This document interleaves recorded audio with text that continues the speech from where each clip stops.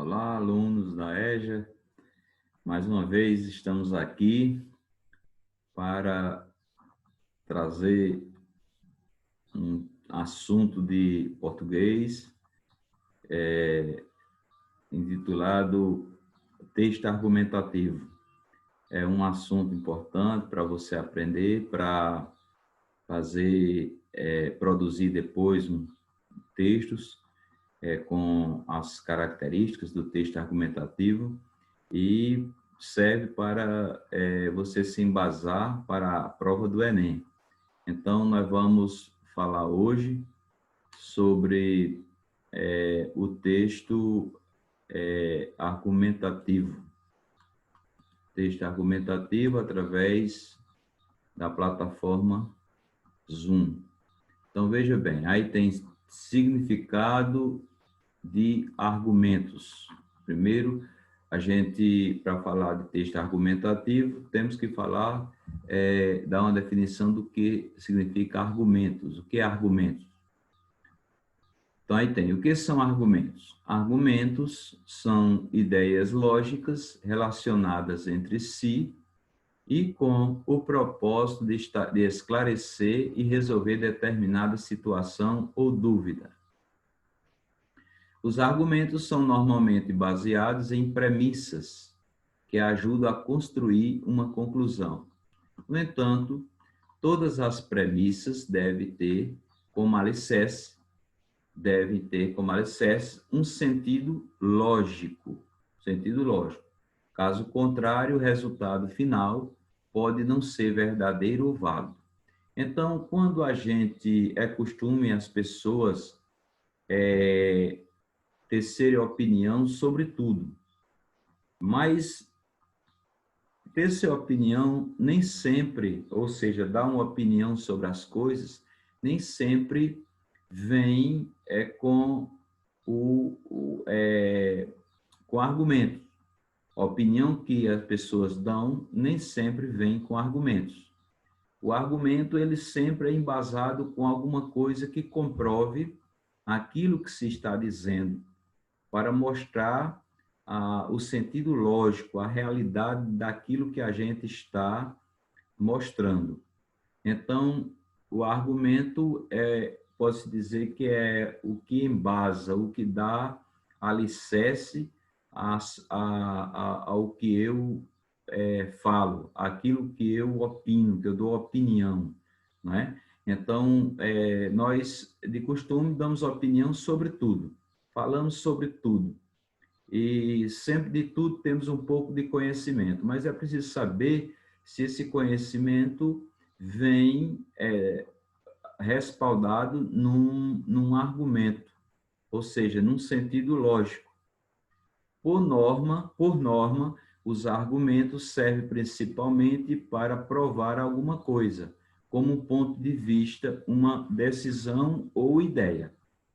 Então, como aí diz no texto, o sentido do argumento é servir para provar alguma coisa.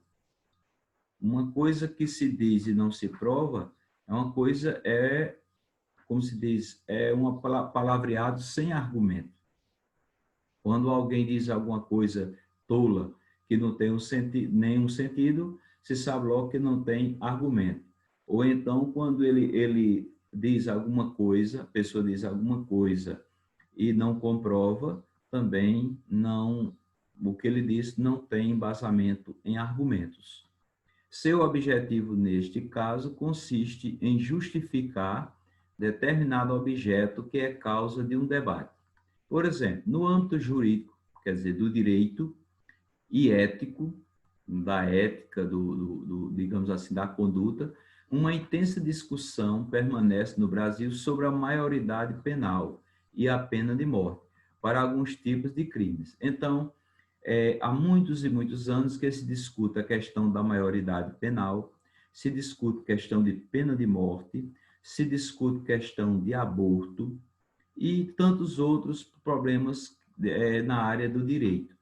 E cada pessoa tem uma opinião própria. Mas as opiniões, de um modo geral, a gente vê que não tem argumento. Por exemplo, alguém diz, eu sou a favor da pena de morte. Tudo bem, é uma opinião. Mas quando você vai verificar o argumento, ele é fraco. Baseado em que o pedido de pena de morte? Será que tem sentido? Será que você não vai se arrepender depois se tivesse pena de morte? Se depois um neto seu praticasse algum crime, fosse para, como se diz, condenado à pena de morte, você iria aceitar? Então, são coisas que às vezes são dotadas de sentimentalismo, sentimento, não de racionalidade. Então, são questões que os dois lados têm razão e os dois lados também não têm razão. Muitas coisas têm que ser analisadas quando se parte para discutir um problema maior, que não seja tão fácil de resolver. A pena de morte acabou com a criminalidade nos países que são aplicadas, né? Então, são argumentos que você tem que firmar para poder dar embasamento àquilo que você está dizendo. Estes debates são permeados por argumentos que tentam convencer a população sobre os pontos positivos da aprovação destas leis, enquanto grupos opostos utilizam de argumentações contrárias para vetar e impedir o avanço desta discussão, ou seja, contra-argumentos. Uns argumentam que deveria existir a pena de morte, outros contra-argumentam que não daria certo por isso, aquilo, outro. Então, tem que ver a lógica de cada pensamento para ver até onde está a razão daquilo que se diz. Como dito, os pontos principais de ambos os argumentos devem estar focados na lógica e realidade. Porque muitas vezes, por exemplo, porque lá nos Estados Unidos tem pena de morte. Mas será que lá nos Estados Unidos não tem tanto criminoso como tem no Brasil? Tantos jovens aí envolvidos com a criminalidade, induzidos por adultos espertos que querem ganhar dinheiro com o tráfico de drogas, e envolve o jovem, e aí esse jovem fosse pego com uma quantidade de drogas e fosse levado para a pena de morte, será que isso era justo? É a pergunta que se faz. Então, cada pessoa tem um argumento diferente. Uns dizem, mas aí é diminuir a criminalidade, né? A China executa mais de 3.000 pessoas no campo de futebol por ano, executando aqueles que estupraram, aqueles que mataram, aqueles que assaltaram, e nunca acabou o crime. Então, é uma coisa muito complicada para você achar de uma forma simplificada a solução. E cada lado tem seus argumentos, a gente tem que analisar o que é positivo, o que é negativo em tudo aquilo que a gente fala. Então, baseando-se sempre em algum princípio, seja jurídico, quer dizer, baseado nas leis ou no direito, ou ético, baseado na conduta, nos direitos humanos, ou em alguns casos religioso, baseado na Bíblia, para justificar a conclusão final. Então, essa questão de argumentação, ela não é tão fácil, mas uma coisa que a gente tem que ter preocupação é, quando falar alguma coisa, sempre ter um embasamento. Por exemplo, quando eu explico vamos dizer, um assunto qualquer, e eu digo o pensamento de um autor famoso para embasar aquilo que eu estou dizendo, a minha argumentação tem mais uma certa lógica, porque eu estou citando um estudioso do assunto que disse que, na verdade, tal coisa é de tal jeito. Então, eu estou criando um embasamento para aquilo que eu estou dizendo. E quando a gente se baseia mais nos estudiosos, a gente erra menos, porque os estudiosos já estão dizendo, eles estudam a fio, aliás, às vezes anos a fio, aquele assunto. Então, ele pesquisou, ele analisou, ele verificou fatos, problemas, e ele chegou à conclusão que tal coisa acontece por uma razão qualquer. Então, o argumento ele é importante nas opiniões. A conclusão é a opinião criada a partir de todos os argumentos apresentados em conjunto, que pode ser informações históricas, dados estatísticos e demais conteúdo de natureza racional. Então, se a gente fala e nossas opiniões são baseadas em sentimentos, nós temos a tendência muito de errar. Quando a gente está argumentando, por exemplo, defendendo um político, defendendo um grupo político, de alguma coisa só por defender, porque segue, porque é apaixonado por aquele líder, tem uma profunda admiração por aquele líder, aí a gente não acerta.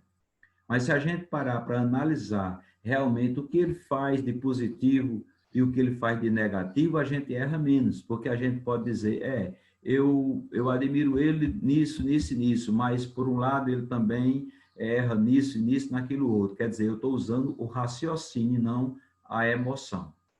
E os argumentos, eles podem ser fundamentados em questões históricas. Quando eu vou dar uma opinião, que eu digo, mas olha, no Brasil mesmo, nos anos 40 aconteceu isso pode voltar a acontecer nos dias de hoje. Então, quer dizer, eu estou trazendo um fato histórico para embasar aquilo que eu estou falando no momento. Ou então eu posso me basear num dados estatísticos, digo, olha, por exemplo, houve uma pesquisa e de acordo com a pesquisa, digamos assim, quem não usa máscara agora na Covid tem a tendência de pegar mais rápido a doença do que quem não usa. Quer dizer, eu estou baseado em pesquisa, em dados estatísticos, e aí posso comprovar aquilo que estou dizendo. A maioria dos textos acadêmicos e redações devem ser apresentados como argumentativos, ou seja, recheados de fatos, estudos, problemáticas e soluções lógicas sobre a temática que está sendo abordada. Quer dizer, os textos acadêmicos são os textos científicos, são aqueles textos que são escritos baseados em pesquisa científica. O autor é um estudioso, passa muito tempo estudando para escrever aquele texto sobre um assunto. Então, há uma probabilidade de erro, sim, mas é muito mais difícil errar quando se examina, quando se pesquisa, quando se baseia em dados, quando se baseia em fatos históricos, é mais difícil de errar. E vem agora significado de argumentação. O que é uma argumentação? A argumentação é um conjunto de afirmações, premissas ou suposições que defende um ponto de vista e que tem por objetivo convencer o leitor sobre algo. Quer dizer, quando eu uso da argumentação, eu uso para convencer alguém daquilo que eu estou dizendo. Então, para que eu convença de verdade, se eu mostro fatos históricos, quer dizer, coisas que aconteceram, se eu mostro que houve uma pesquisa ultimamente sobre aquele assunto, por exemplo, eu posso agora uma discussão sobre o uso da hidrocloroquina para a Covid-19. E há uma discussão muito grande sobre isso.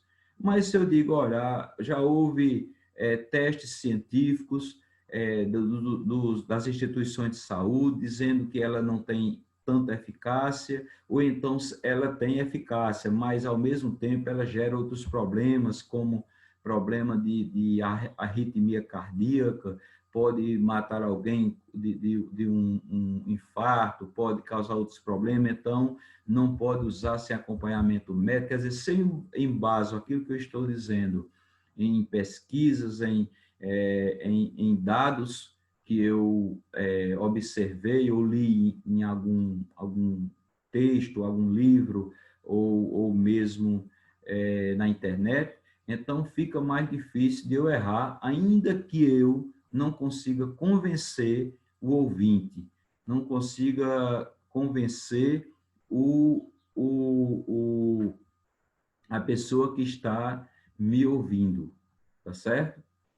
Argumentar é necessariamente atacar ou criticar alguém.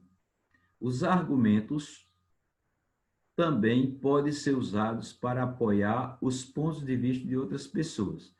Então, o argumento não é necessariamente para atacar, para criticar, para derrubar alguém. é apenas para você fundamentar aquilo que você está dizendo. Não importa se eu vou convencer alguém ou não, eu vou mostrar a ele uma realidade, vou mostrar a ele que aquele modo dele de pensar não está certo, porque o que eu estou dizendo está baseado em dados, em estudos, em pesquisas, em história. Quer dizer, eu não estou tirando apenas da minha cabeça a minha opinião. Embora que a pessoa não se convença e continue pensando do jeito que pensa. O que é um texto argumentativo? Um texto argumentativo é aquele que apresenta uma tese, ou seja, uma opinião sobre algo, junto a um conjunto de fundamentos, utilizados para embasar esse ponto de vista. Caso o texto não possua um ponto de vista ou um fundamento, ele não pode ser considerado argumentativo, já que esses dois pontos são cruciais para que um texto seja coerente em defesa ou crítica a qualquer tema. Então, é preciso que tenha o ponto de vista e o ponto de vista venha fundamentado com um argumento. Quer dizer, eu estou mostrando meu ponto de vista. E meu ponto de vista está centrado, baseado, tendo, por exemplo, argumentos, com base em dados, em história, em fatos reais e não em conversas tolas ou invenções da minha mente. Então, o texto argumentativo aqui se trata do argumento por escrito. Então, quando eu produzo um texto, no meu texto eu mostro o meu ponto de vista. Vamos dizer que eu fosse falar, escrever um texto sobre a Covid. E ali no meu texto eu ia expor tudo que eu sei sobre a doença, né? Que ela vem, se eu digo que ela vem matando mais de 60 mil pessoas, 80 mil pessoas no Brasil, matando não, contaminando ou matando a quantidade de gente no Brasil ou no mundo, isso eu tenho que me basear em dados estatísticos. Eu não posso inventar que morreram tantas pessoas no Brasil. Então, quando eu digo assim, olha, na televisão, no Jornal Nacional, essa semana, ou na internet, ou num texto que eu li, demonstrou que no Brasil mais de 80 mil pessoas já morreram. E tem mais de 600 mil pessoas contaminadas. Então, eu estou me baseando em argumentos, eu estou tendo por fundamento, dando fundamento a meu ponto de vista com argumentos. Isso por escrito, eu estou falando no texto argumentativo. Eu posso falar com argumentos, mas também posso escrever com argumentos, que é o mais importante. Então, o texto argumentativo, ele vem embasado com dados, não com opiniões próprias. Ainda que eu dê minha opinião, mas logo a seguir eu fundamento ela com um dado qualquer, com uma informação bem sedimentada, baseada em ciência, baseada em dados jornalísticos, que tenham realmente uma verdade, tá certo? Como construir um bom texto argumentativo? Um texto argumentativo precisa ser embasado, além de defender um ponto de vista, é o que eu acabei de falar. Porém, a construção de um bom texto argumentativo vai muito além disso. Há pontos essenciais que, quando presentes em uma dissertação, por exemplo, pode fazer toda a diferença para quem a lê ou analisa. Abaixo citamos 2 pontos principais que auxiliam nessa produção. Então, quando alguém vai fazer uma dissertação, o que é uma dissertação? A dissertação é um texto sobre um tema qualquer, um assunto. Por exemplo, eu posso fazer uma dissertação sobre o racismo, e aí eu posso expor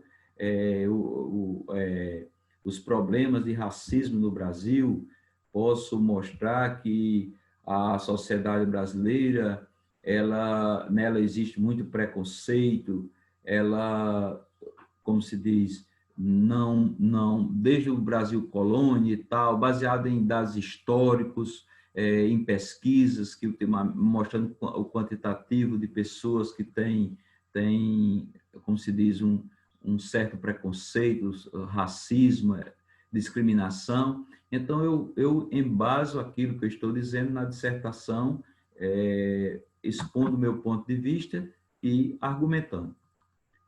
Então, primeiro, auxilia na produção a apresentar opinião contrária. Esse ponto é um dos mais importantes para a construção de um texto argumentativo.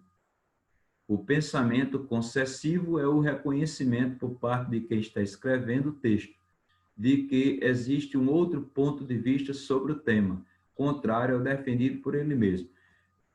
Vamos dizer que eu diga sobre a pena de morte, eu seja contrário, mas eu posso dizer que alguns pensadores, alguns escritores, algumas personalidades entendem diferente e acham que a pena de morte deve existir por isso, por aquilo outro. Então, apesar daqueles argumentos serem contrários aos meus, mas eu estou demonstrando uma posição de pensamento contrário de alguns estudiosos. Então, eu posso fazer isso no meu texto.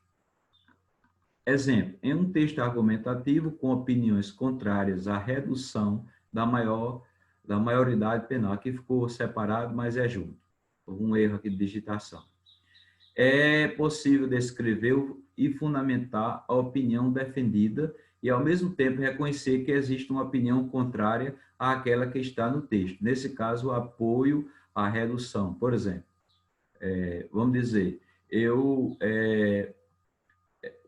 sou a favor da redução da maioridade penal, mas posso demonstrar que há opiniões contrárias à redução da maioridade penal. Então, o meu texto eu posso fundamentar meu pensamento e até baseado em autores que pensam da forma como eu penso, mas também posso demonstrar que tem autores, tem pensadores que pensam ao contrário, ou que tem pessoas no meu país, no meu Brasil, que pensam ao contrário daquilo que eu penso. Então, a gente pode produzir um texto também dessa forma. Assim, sendo assim, o autor que é contra a redução da maioridade penal pode explicar em seu texto que não existem argumentos a favor da redução da maioridade penal. Também aqui houve um errozinho de digitação, ficou separado. Isso ajuda a identificar o porquê do autor do texto defender aquela opinião, sabendo que ele conhece o tema de forma holística, ou seja, global, universal, geral, ou seja, como um todo. Quando eu falo que sou a favor da minoridade penal e digo que o autor, no passado, na história, de acordo com a história, aconteceu isso e aquilo outro, então eu estou embasando a minha opinião. Ao mesmo tempo, no meu texto, eu posso demonstrar que pessoas pensam ao contrário e que tem autores estudiosos que pensam de forma contrária. Então, eu estou fazendo um texto com muita segurança, mostrando que tem um conhecimento, como se diz, com opiniões dos dois lados. Na análise de uma dissertação, por exemplo, esse ponto é importante para apresentar quem lê ou analisa, que os fundamentos foram estruturados reconhecendo a opinião contrária, o que torna a argumentação mais forte. Quer dizer, a argumentação fica bem mais forte quando eu mostro dados com segurança de um lado e de outro. É a mesma coisa de eu dizer assim, eu mesmo sou contra a redução da maioridade penal, mas tem quem diga que a redução vai trazer isso de positivo, tal. Quer dizer, eu estou mostrando os dois lados do tema. E eu passo a, como se diz, ter muito mais racionalidade do que defender por defender aquele meu ponto de vista, que eu não sei também, não tenho certeza absoluta que estou certo. Então, quando eu mostro as duas, eu digo, eu defendo esse ponto de vista. Aí mostro os argumentos. Mas tem quem defenda o contrário, eu mostro os argumentos também. Então, eu estou tendo muito mais bom senso no meu texto ou na minha fala do que se eu ficar só me posicionando e defendendo aquilo que eu quero defender, às vezes até por um estado emocional e não racional. Antecipar possíveis objeções ao argumento apresentado. Qualquer tema concede duas possibilidades de argumentação, contra ou a favor. Quer dizer, qualquer tema que você possa imaginar, tem quem defenda pontos de vista a favor e pontos de vista contrários. Assim, um argumento forte e bem fundamentado em um texto é aquele que apresenta o seu embasamento e já se defende antecipadamente de possíveis objeções ao seu ponto de vista. Então, eu posso escrever um texto fundamentando ele, mostrando o meu ponto de vista, mostrando os argumentos, e já posso dizer que aquilo ali não é a verdade, porque tem pessoas que pensam ao contrário e como se diz, tem um pensamento diferente. Então, eu já deixo de antemão avisado para que as pessoas não entendam que eu estou defendendo a qualquer custo aquilo que eu penso e aquilo ali é a verdade. Eu não posso demonstrar que aquilo ali é a verdade, porque eu mesmo não tenho certeza que é a verdade. Exemplo, alguém que defende o veganismo. O veganismo é um estilo de vida que exclui, na medida do possível e do praticável, produtos de origem animal, desde refeições até a forma de se vestir ou escolher cosméticos. Tem gente que pratica o veganismo. O veganismo, as pessoas muitas vezes não se alimentam de carne de animal ou não compram sapatos feitos ou roupas mesmo feitas de pele de animal, justamente por uma proteção da natureza. Ele defende a natureza. Então, ele deixando de consumir, alguém vai deixar também de vender. E deixando de vender, deixa de matar animais para fazer aquilo ali. Então, alguém pode, como se diz, defender o veganismo. Consegue produzir um bom texto argumentativo se já conseguir se defender das possíveis objeções contrárias ao tema. Então, eu digo que sou veganista, porque defendo a natureza e por isso eu não me alimento de carne animal, eu não uso roupa ou calçados, ou cintos, ou bolsas que são feitos de pele de animal para proteger a natureza, mas eu posso dizer que vai ter alguém contrário àquilo ali. Há pessoas que defendem que os animais sejam sacrificados para atender o mercado de consumo. Então, nesse caso, as objeções poderiam ser a falta de nutrientes em uma dieta, problemas econômicos gerados pela queda da produção agropecuária. Quer dizer, alguém pode dizer, em sentido contrário a quem é veganista, que não se alimentar de animal vai gerar falta de nutrientes, as pessoas vão adoecer, pode contrair doenças, pode morrer facilmente por falta desses nutrientes. Problemas econômicos, o mercado vai deixar vai gerar desemprego por falta de pessoas, de condições como se diz, trabalhar naquele ramo de atividade, matando animais ou tirando peles, né, para vender no mercado, as indústrias que produzem bolsas, cintos ou roupas ou calçados que usam peles de animais. Então, tem muitos argumentos ao contrário. Então, por isso que é muito complicado você defender um ponto de vista. Você tem que ter sempre um argumento forte para convencer outras pessoas. Contra-argumentar essas possíveis questões ajuda a construir um texto mais forte e convincente, porque eu estou mostrando o que eu penso, estou defendendo o meu ponto de vista, mas, por outro lado, eu estou dizendo que há quem pense ao contrário. Então, demonstra uma certa racionalidade da minha parte e mostra que eu tenho um conhecimento mais seguro daquilo que eu estou dizendo. Os tipos de argumentação em um texto. Há várias formas de se argumentar em um texto. Abaixo explicamos os três principais tipos de argumentação utilizados. Argumento de autoridade é quando o autor do texto utiliza uma frase, uma citação ou ideia de outra pessoa ou instituição de pesquisa que ajude a embasar e fundamentar a opinião defendida.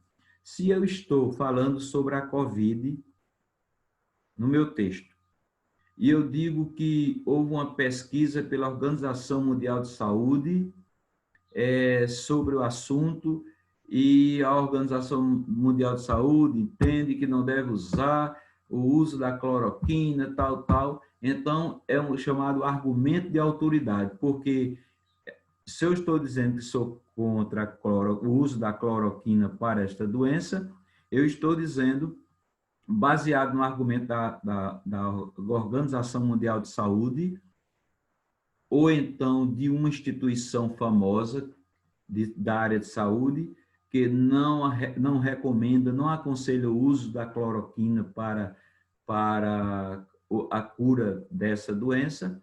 Então, eu estou usando um argumento de autoridade. Não é minha opinião de dizer cloroquina não serve. É um argumento baseado numa autoridade no assunto. Então, esse argumento é chamado argumento de autoridade. Também vem o argumento de comprovação. É o tipo de argumento que utiliza dados, estatística e notícias que ajudem a comprovar a veracidade da opinião defendida no texto. Eu dou minha opinião e digo que o IBGE mesmo fez uma pesquisa, o Datafolha, um instituto qualquer de pesquisa, fez uma pesquisa e chegou a tal conclusão. Então, é um dado que eu estou pegando, eu estou dizendo alguma coisa e argumentando com um argumento de comprovação, eu estou comprovando aquilo que eu estou dizendo, porque estou embasado ou baseado num dado estatístico. Ou então na notícia, eu digo que deu no Jornal Nacional, eu digo que saiu na revista Veja, eu digo que foi publicado na internet. Então, eu estou usando uma comprovação daquilo que eu estou falando. Não é só a minha opinião por apenas dizer ou por apenas escrever aqui. Argumento por raciocínio lógico é quando o autor do texto encontra um ponto lógico que deixa óbvio e claro o porquê de defender aquele ponto de vista. Quer dizer, se você tem um argumento muito forte de mostrar aquilo que você está dizendo com uma prova muito contundente, uma prova muito concreta, você derruba, às vezes, o argumento do outro, porque você usou um raciocínio muito lógico. A realidade é tão forte que o outro não tem palavras. E mesmo que não concorde com você por uma opinião dele, mas também se cala, não tem o que dizer porque você está certo. Precauções para fazer um bom texto argumentativo. Quais são as precauções que deve ter para produzir um bom texto argumentativo? O maior problema que alguém pode ter ao argumentar é fazer isso de forma sofista, ou seja, apenas com uma boa construção das palavras, mas sem fundamentação. Às vezes você vai produzir um texto, vai usar palavras bonitas e tal, mas isso não é o mais importante, porque o mais importante é a argumentação, é a fundamentação daquilo que você está dizendo. Não adianta palavras bonitas, é como o discurso de político. O político usa muito palavreado bonito, mas quando você vai exprimir a laranja, você vai ver que tem ali 80% de mentiras, ou até mais. Quer dizer, o que ele usa os argumentos, ele usa o discurso sofista, que faz convencer as pessoas através de inverdades, que é para conquistar. Mas quando você vai investigar a fundo, você vai perceber que não é aquilo que ele estava dizendo. Muitas vezes é totalmente ao contrário. Totalmente ao contrário. Então, tome cuidado com falácias, discursos tendenciosos, com uma ótima construção do argumento que parece verdadeiro, mas é errôneo e sem fundamento. Elas podem fazer a sua tese não ser aceita. Então, é bom ver isso. Pense bem quando alguém estiver falando, você perceber se ele está falando por emoção ou se ele está falando realmente com argumento forte e com verdade aquilo que ele está dizendo, para ele não usar o discurso sofista. O político usa e outras pessoas saem copiando e passando aquele mesmo discurso. Então, é costume até as mesmas palavras as pessoas saem falando que o político pronunciou. É uma coisa interessante isso aí. Então, exemplo de um texto argumentativo sobre água. Você vai ver aqui que tem um texto que tem argumentos sobre água. Veja o que é que diz. A escassez de chuvas na região sudeste do Brasil e a realidade dos reservatórios das principais represas do estado de São Paulo trouxeram à mídia uma questão delicada sobre o poder de gestão e planejamento dos governos quando o assunto é a distribuição de água.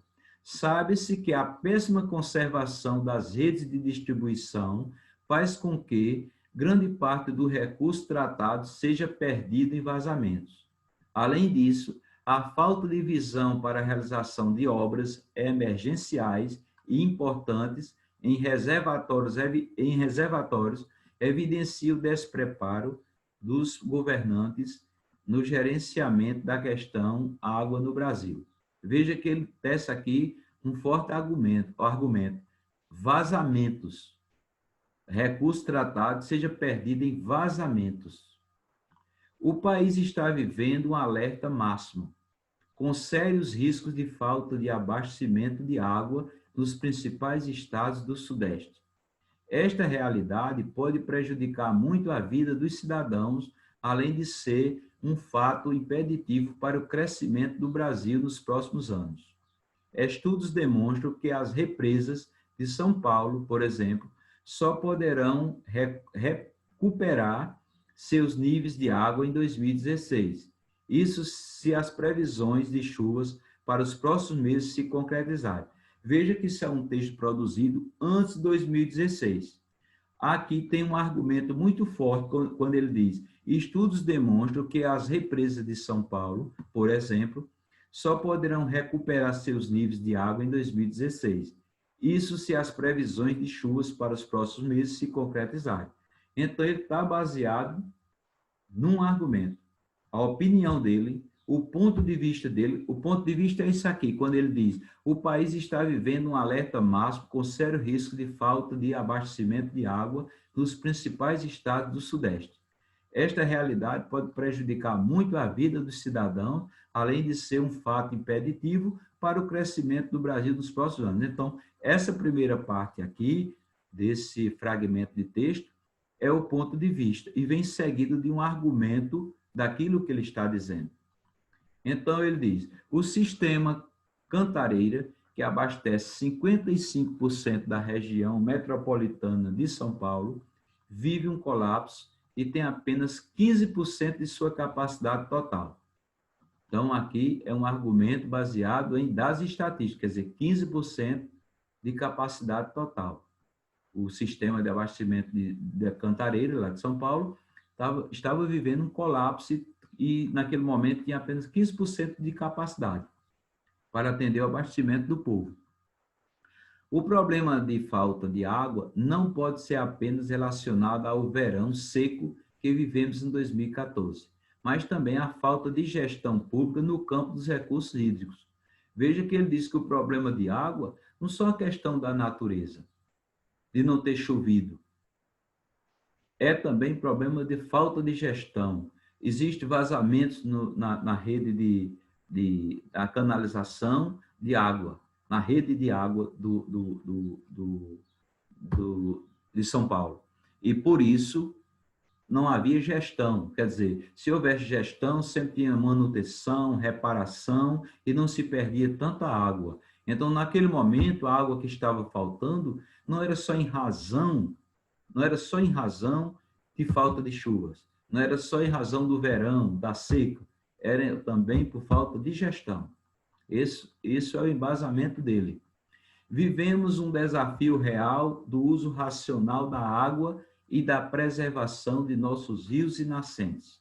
É preciso que os órgãos responsáveis pela gestão da água, como a Sabesp, que é a Companhia de Saneamento Básico do Estado de São Paulo, adotem medidas para evitar o desperdício de água. Então, ele criticou dizendo que não havia gestão e chama a atenção. Diz que é preciso que os órgãos responsáveis pela gestão de água, como a Sabesp, que é equivalente à Compesa aqui em nosso estado, adotasse medidas para evitar o desperdício de água. Então, tinha que ter gestão, tinha que ter manutenção na rede de abastecimento de água. Então, veja que é um texto que ele opina, dá sua opinião, mas seguido logo mais de argumentos fortes. Aí ele conclui dizendo: o uso dos recursos hídricos deve ser racionalizado hoje para evitar que a água venha a faltar para as próximas gerações. Isso também exige mais consciência para reduzir os danos causados por atividades industriais, agricultura e mineração, principais áreas responsáveis pela poluição dos rios no Brasil. Então, ele chama também a atenção para que a gestão procure verificar esse descaso praticado pelas indústrias, pela agricultura, né? E pela mineração que vem, como se diz, poluindo os rios e causando mais problemas ainda na rede de abastecimento de água de São Paulo. Então, está aí um exemplo, um texto argumentativo. Para a semana, nós vamos tentar produzir um textozinho desse e espero que todos tenham entendido o conteúdo. Espero que estejam bem, que estejam com saúde e quero finalizar desejando um forte abraço a todos.